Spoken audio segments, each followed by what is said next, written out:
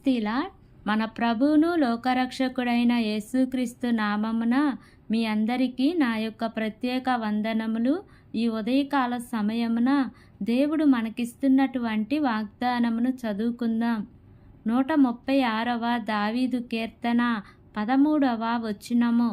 ఎర్ర సముద్రమును ఆయన పాయలుగా చీల్చెను, ఆయన కృప నిరంతరముండును. ఆమేన్. దేవునికే మహిమ కలుగును గాక. ఈ ఉదయకాల సమయమున దేవాతి దేవుడు ఈ యొక్క వాగ్దానము ద్వారా మనందరితో మాట్లాడుతూ ఉన్నారు. ఈ యొక్క వాక్యమును మనం జ్ఞాపకం చేసుకుంటే ఆయన ఎర్ర సముద్రాన్ని పాయలుగా చీల్చివేసినారు.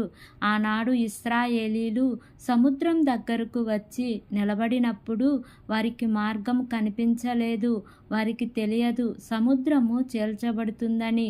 అదే సముద్రము వారికి గోడవలే కాపు కాస్తుందని వారికి తెలియదు. వారు భయపడ్డారు. వారు ఎంతగానో దుఃఖించారు.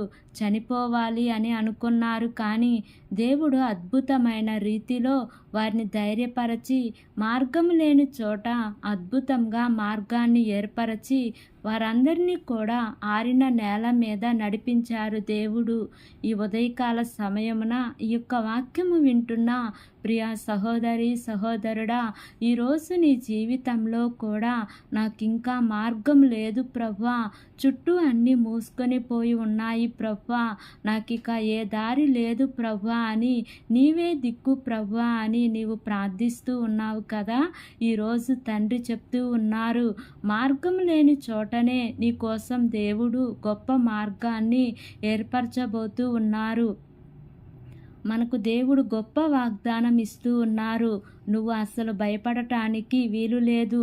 ఈరోజు దేవుడు ఎందుకు నీకు వాగ్దానం ఇస్తూ ఉన్నారు అంటే నీవు భయపడతావు అని కాదు, నీవు ధైర్యం తెచ్చుకుంటావని, నీవు ధైర్యం తెచ్చుకొని ఆయనను స్తుతిస్తావని దేవుడు వాగ్దానం ఇస్తూ ఉన్నారు. నీవు దేవుని నామమును గణపరచు అంతే. నీవు ప్రార్థన చెయ్యి. అద్భుతంగా ఏదైతే దారులన్నీ మూసుకుపోయినాయి అనుకున్నావో వాటన్నిటిలో నుంచి కూడా ఆనాడు ఇశ్రాయేలీలకు ఎర్ర సముద్రాన్ని దేవుడు చీల్చి గోడ కట్టి వారిని నడిపించినారు. శత్రువులను అందులో ముంచివేసినారు. ఈరోజు నీ శత్రువు ఏ రూపంలో ఉన్నా ఆ శత్రువును దేవుడు శాశ్వతంగా తొలగించబోతూ ఉన్నాడు. నీకు మార్గాన్ని ఏర్పరచటమే కాదు, నీ భయాన్ని తొలగించి నీ శోధనలన్నీ తీసివేసి నీ కుటుంబంలో గొప్ప మనశ్శాంతి దయచేసి దేవుడు నిన్ను స్థిరపరచబోతూ ఉన్నారు. దేవుడు ఈరోజు నీ ప్రార్థన ఆలకించారు. నీవు ఈ వాగ్దానం వింటూ ఉండగానే ఈ వాగ్దానం నీ జీవితంలో నెరవేరబోతూ ఉంది. నీ సమస్యలన్నిటినీ దేవుడు పాయలుగా చీల్చివేసి నూతనమైన సంతోషం దేవుడు నీకు ఇవ్వబోతూ ఉన్నారు. కాబట్టి ఈ వాగ్దానం వింటున్న మనందరి జీవితంలో ఈ వాగ్దానం నెరవేరి ఫలించునుగాక. ఆమేన్. ప్రార్థన చేసుకుందాం. ప్రేమ కలిగిన యేసయ్యా, కృప కలిగిన దేవా, నీకు వందనాలు తండ్రి, నీకు స్తోత్రములు ప్రభువా. ఇంతవరకు నీ కృపలో మమ్మల్ని కాచి కాపాడిన విధానాన్ని బట్టి నీకు వందనాలు తండ్రి. ఈ ఉదయకాల సమయమున మీరు మాకు ఇచ్చినటువంటి గొప్ప వాగ్దానాన్ని బట్టి నీకు వందనాలు ప్రభువా.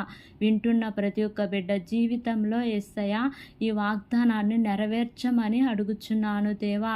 మా దేశమును జ్ఞాపకం చేసుకోండియా. దేశమును పరిపాలిస్తున్న ప్రతి అధికారుల కుటుంబాలను జ్ఞాపకం చేసుకోమని అడుగుచున్నాను ప్రభువా. దేశ ప్రజలను జ్ఞాపకం చేసుకోండియా. వారి అవసరతల అక్కర్లు అన్నీ కూడా మీరు తీరుస్తూ రమ్మని అడుగుచున్నాను ప్రభువా.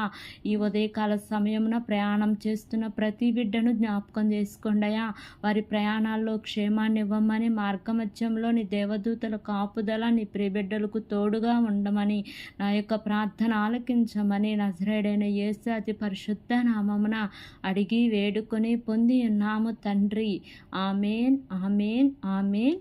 Praise the Lord. God bless you all.